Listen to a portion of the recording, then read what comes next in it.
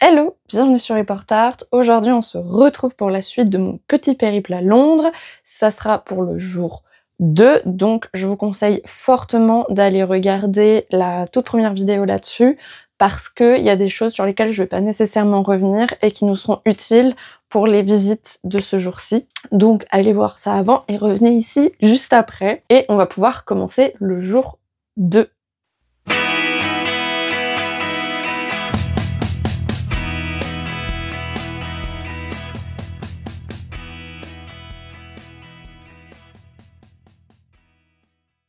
Le deuxième jour, je voulais prendre un peu ma revanche sur les musées et notamment là c'est l'un de mes... Est-ce que c'est mon musée préféré à Londres? En tout cas c'est l'un de mes musées préférés à Londres, qui est la Tate Britain, qui est vraiment spécialisée ici sur l'art britannique. Donc vous allez pas... Bon, j'ai vu, ils ont fait des petites magouilles. De temps en temps on retrouve des Français, mais c'est en mode... Oui, on a mis ce tableau d'un artiste français, mais c'est parce qu'il s'inspire de la peinture anglaise. Voilà, mais principalement, ce sont quand même des artistes britanniques qui y sont exposés. Encore une fois, il y a des chefs-d'œuvre juste avant de vous raconter un peu l'histoire de sa construction et tout. Les gens qui sont fans des pré-raphaélites, tels que moi, vous allez être heureux. Il y a beaucoup de pré-raphaélites. Enfin, en fait, il y a beaucoup de chefs-d'œuvre, dont l'Ophélia de Millet, par exemple. De Millet, pardon. Il y a du Burne-Jones, il y a du Rossetti, enfin... Vraiment, j'étais heureuse et vraiment c'est un très beau musée que je vous conseille fortement. Les espaces sont peut-être un peu plus grands qu'à la National Gallery. Il peut quand même avoir du monde, notamment dans la salle des pré-raphaélites. Mais nous, on y allait à l'heure d'ouverture et vraiment on n'a pas eu de soucis. On était, enfin parfois il y avait des salles où on était genre vraiment seuls. J'ai été seule face à Ophélia de Millet. Bref. J'étais très contente. Donc vraiment, je vous le recommande à fond. Et pareil, il est gratuit, toujours dans ce souci de rendre accessible l'art à tous, blablabla. Pour ce qui est de sa construction. Alors, à la base, ce site, il n'y avait pas du tout un musée. Il y avait une prison. Donc rien à voir, mais c'était quand même une prison qui avait pour but d'éduquer et d'aider à se réinsérer socialement les prisonniers. Elle était encore plus grande que le musée actuel et par la suite, ça va devenir un lieu de transfert pour amener des criminels en Australie. Et tout ça se passe entre 1816 et 1842. Mais du coup, comment on va passer d'une prison à un musée? Pour cela, il faut comprendre qui est Tate, celui qui va donner le nom au musée. Donc Sir Henry Tate, c'est un riche marchand qui va fonder sa fortune en ouvrant une raffinerie de sucre à Londres et en développant le carré de sucre. Il va développer un fort intérêt pour la collection d'œuvres d'art et il va décider de faire don de sa collection à la National Gallery. Mais je vous ai déjà dit, la National Gallery, elle manque de place, c'est trop petit, ça va pas du tout. Ils peuvent pas accepter toute sa donation, il y a beaucoup trop de choses. Et il y avait vraiment beaucoup de choses quand même. Aujourd'hui, sa collection, elle s'élève à peu près, comment dire, la donation qu'il a fait à l'époque pour vous estimer un petit peu les chefs-d'œuvre qu'il peut avoir et aussi la quantité de choses qu'il avait. Aujourd'hui, ça équivaut à 6 millions de livres. C'est quand même pas mal. On est surtout au 19e. Quand on remet en perspective 19e, c'est vraiment pas mal. Donc du coup, voilà, se pose le problème de la National Gallery est toujours trop petite, on peut pas accepter de donations, c'est quand même un peu scandaleux.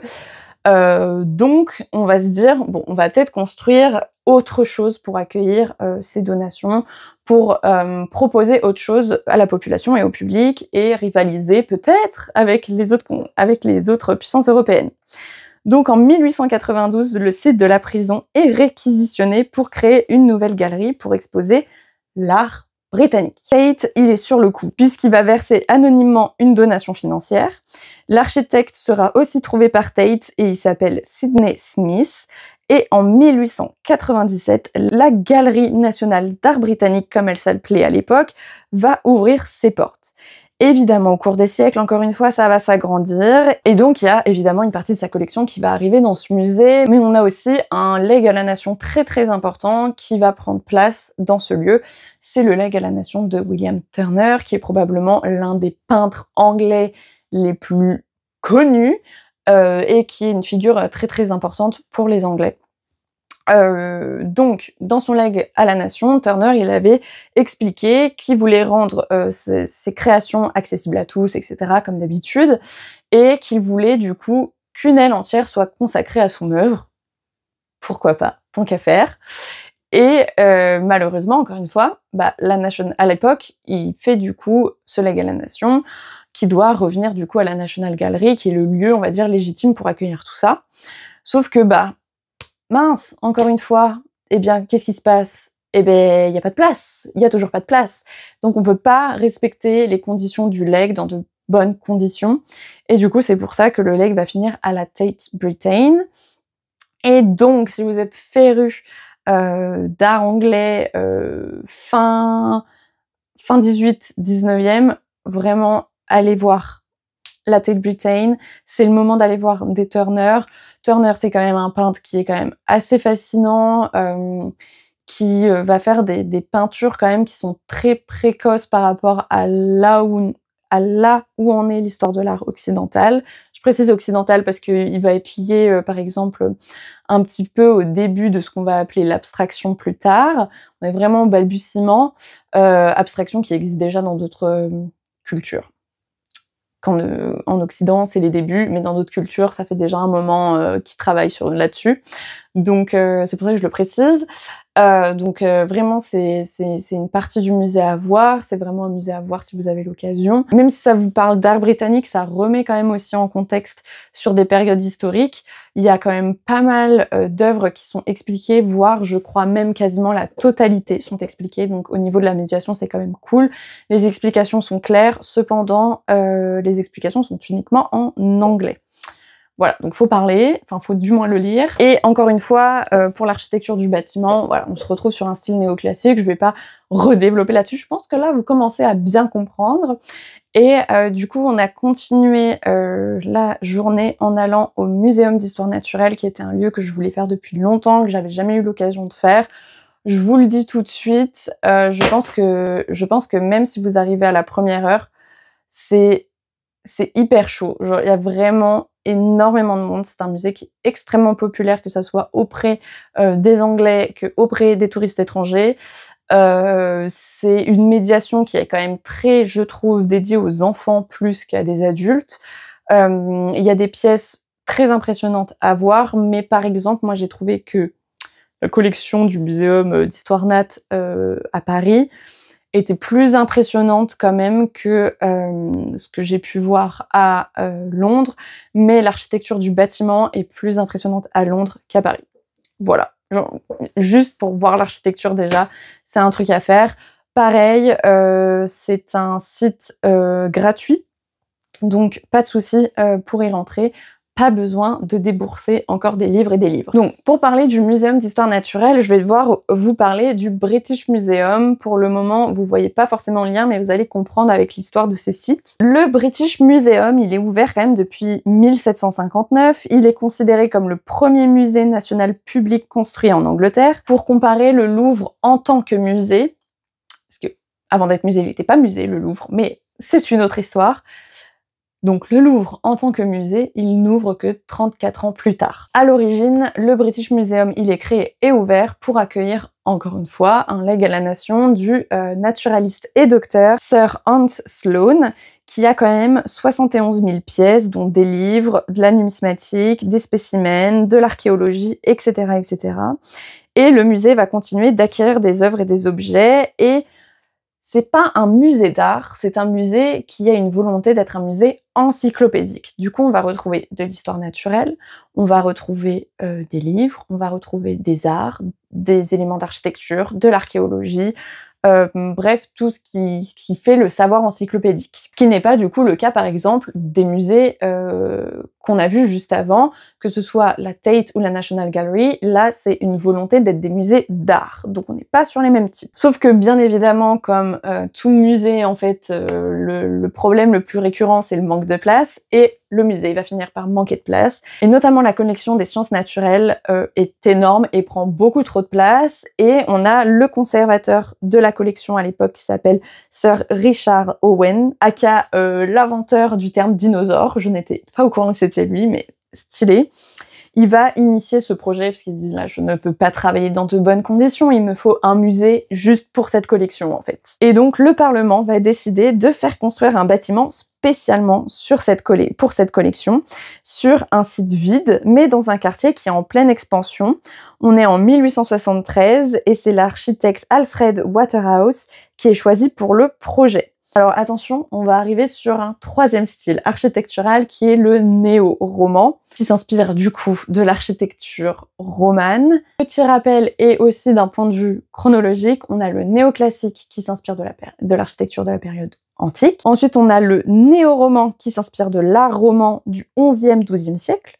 Et enfin, le néo-gothique qui s'inspire du gothique médiéval du 12e, 15e siècle. Ce qui est assez pratique, c'est que comme on a vu Westminster avant, on va pouvoir un petit peu comparer le néo-roman et le néo-gothique. Le néo-roman, lui, va être plus massif, horizontal et symétrique, alors que le gothique, lui, est plus vertical, élancé, souvent asymétrique. Au niveau des arcs, dans le néo-roman, on a des arcs qu'on appelle en plein cintre, que dans le néo-gothique, on a des arcs brisés. Au niveau des ornements, néo-roman, ornements sculptés plutôt simples avec des fleurs et des animaux. On est quand même dans un but de créer un musée d'histoire naturelle, donc on va retrouver pas mal de décorations liées à l'histoire naturelle. Pour le néo-gothique, c'est très ornementé. On a des gargouilles, on a des pinacles, on a des vitraux colorés, on a des éléments décoratifs de partout. Pour le néo-roman, l'apparence elle est plus massive et sobre, alors que pour le gothique, on est sur quelque chose de plus élancé et de léger, malgré tous les détails. Pour le néo-roman, on a des fenêtres qui sont souvent petites et en série d'arcs, alors que pour le néo-gothique, on a des grandes fenêtres avec des vitraux et des rosaces. Et on a une petite particularité ici sur ce bâtiment, c'est qu'on va utiliser de la terre cuite, ce qui explique un peu cette couleur rouge, parce que c'était réputé pour bien résister à la pollution et aux intempéries. Pour plus de détails sur le bâtiment, on va retrouver des ouvertures surmontées d'arcs semi-circulaires. On a des colonnes courtes et trapues, des façades avec des animaux, des végétaux ou un bestiaire fantastique. On a l'impression que c'est un lieu fortifié et on va retrouver des tourelles et la façade qui va rappeler le portail d'une église. Parce qu'ici, ce qu'on veut en faire, c'est vraiment une cathédrale de la nature, dédiée à la nature. Ce style néo-roman, au 19e siècle, il est aussi perçu comme donnant une impression d'universel et de sérieux, et il est souvent utilisé pour des bâtiments scientifiques et éducatifs. Le bâtiment, il va pas refléter que la vision de Waterhouse, mais aussi celle du conservateur Owens. On est en plein dans la période où l'on veut rendre le savoir accessible au peuple, alors que les musées sont encore des endroits coûteux à visiter. Il veut que le musée, du coup, comme je vous l'ai dit, soit gratuit et accessible à tous, et il va demander aussi de larges espaces pour pouvoir exposer les géantes pièces de la collection. Il va demander un décor inspiré par l'histoire naturelle et l'architecte qui dessine les décors va demander aux chercheurs de l'époque s'ils respectent bien l'anatomie ou simplement l'exactitude scientifique de ces ornements. Donc comme je vous l'ai dit, plus qu'un musée, on se retrouve dans une cathédrale de la nature et c'est la même idée que le Temple des Arts avec la National Gallery. Le musée, il va ouvrir en 1881. Et aujourd'hui, accolé au bâtiment 19e, on a le centre Darwin, qui est dans une architecture beaucoup plus moderne, qui ouvre en 2009. On y trouve une partie de la collection, mais malheureusement, quand on y allait, c'était fermé. Et on y trouve surtout les labos et le centre de recherche. Le cœur de cette aile, c'est un cocon géant en béton qui est censé rappeler la collection d'insectes qui est abritée dedans avec les laboratoires des chercheurs. J'ai oublié de vous enregistrer une petite outro, mais du coup, ça sera la fin de cette vidéo. J'espère que ces 2 visites vous ont intéressé et on se retrouvera la semaine prochaine pour la suite et notamment pour découvrir plus de 900 ans d'histoire en un seul lieu.